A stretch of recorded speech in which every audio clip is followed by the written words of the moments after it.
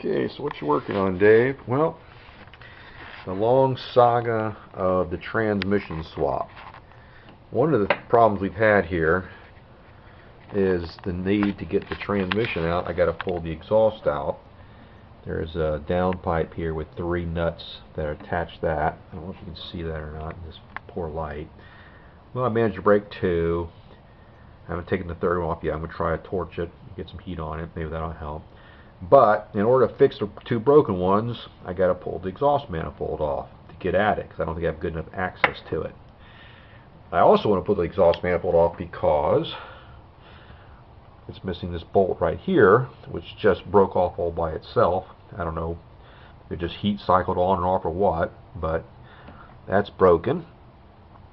And I said, well, let's think about this. So in getting ready to do this, because of the tendency for the nuts to break on this, I was a little panicked about it. I figured I'd try a few. And I was able to get these nuts off. 1, 2, and there's another 3. There's 4 of them that hold the intake manifold on at the top here, and then it's also captured down by some nuts that also are sharing the duty holding the exhaust on.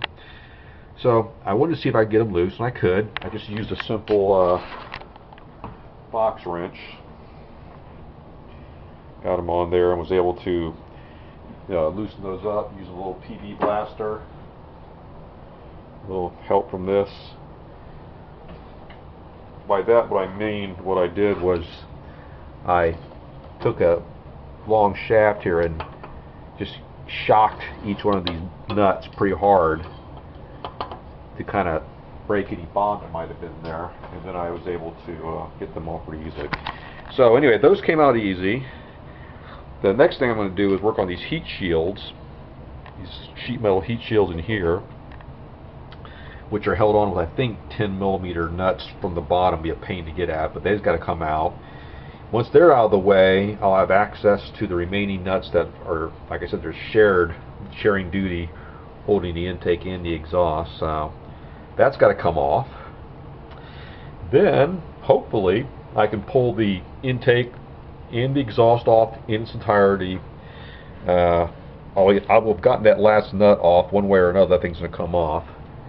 And then I can put a new gasket on. Again, it uses a shared gasket for the intake and exhaust. We'll have to take care of that. But mainly what I want to accomplish here is to fix this broken stud so my exhaust manifold is firmly bolted, fix the broken downpipe nuts down there, and then put all this back together. Then I can get started on the transmission. So kind of a long process it's turned into, but you want to do it right. I got a couple quotes on doing it. It was like ridiculously expensive, like $700 just to pull the manifolds off and R&R this part here. So I thought, if those nuts will come off, I just can't see the reason not to do this kind of work myself. It's not that bad. I'll have to disconnect all the EGR stuff, all the EFI stuff, all the cabling. That's no big deal. I'm pretty sure I could even get I could leave the fuel injection rail intact, screwed into the intake manifold. If I can, great. If not, that's no big deal. I pulled that off before. That's not a problem. The rest of the stuff is really, it looks complicated as heck, but it's really not that much of a problem. I'll label everything, of course, and do it. But anyway, this is a step 1 of about step 50 to get the trans swap done. And I figured, well, might as well go see if I can do it.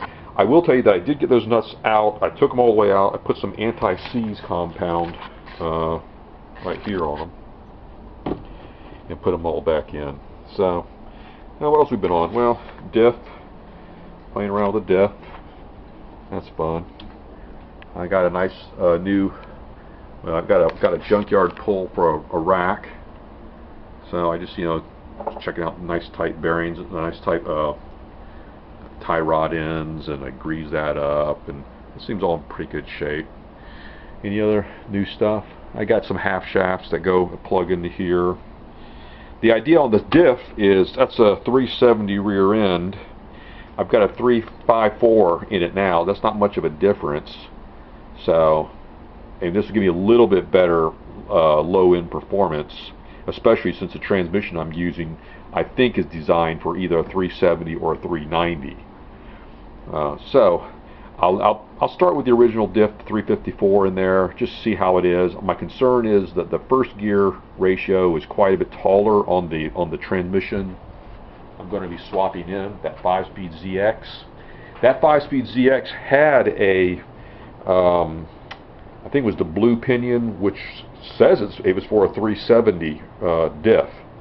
So if that was original to the trans, which I can't say it is, but if it is original to the trans, if it did have a blue speedo pinion on it, then this would be the perfect diff to go with. At least it'd be original to it.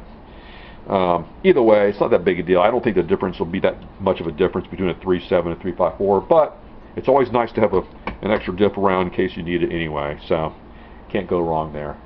I'll also R&R those half shafts. They seem good. They're over here.